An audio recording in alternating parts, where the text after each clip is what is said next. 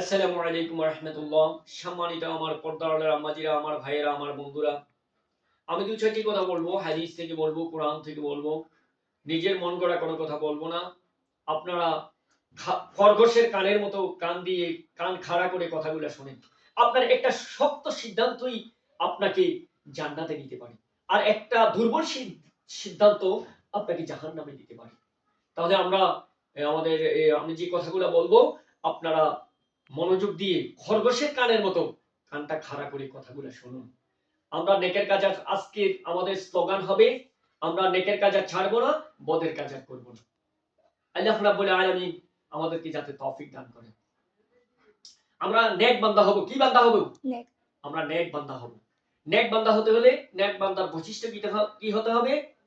নেক বান্দাকে যখন কবরে শোয়ানো হবে, আল্লাহ রাব্বুল আলামিন ফেরেশতাদেরকে বলবেন, ও ফেরেশতারা, ও আমার ফেরেশতারা, আমার বান্দা ক্লান্ত শান্ত হয়ে এসেছে, আমার বান্দাকে তোরা মিষ্টি ঘুম ঘুমাইতে দে।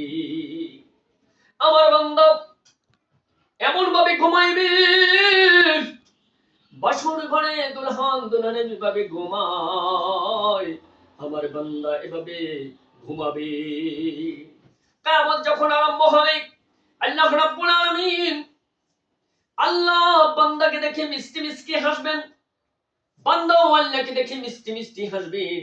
এমনি ভাবে একদিক থেকে আওয়াজ আসবে, ইয়া আইয়ুহান নাফসুল মুতমাইন্না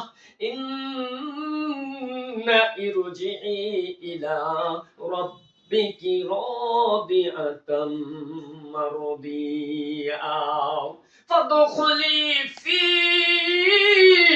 ইবাদি ওয়াদখুলি জান্নাতি। ওই প্রশান্ত আত্মা, তুমি তোমার রবের প্রতি সন্তুষ্ট, রবও তোমার প্রতি সন্তুষ্ট, সুতরাং শামিল হয়ে যাও আমার নেক বান্দাদের ধরে আর প্রবেশ করো আমার জান্নাতে। জান্নাতে প্রবেশ করতে হলে কি করতে হবে? আমাদেরকে নেকের কাজ করতে হবে। আমাদের একটাই স্লোগান হলো, আমরা নেকের কাজ আর নেকের কাজ ছাড়বো না, বদের কাজ আর করবো না, সুতরাং গুনার কাজ আর করবো না।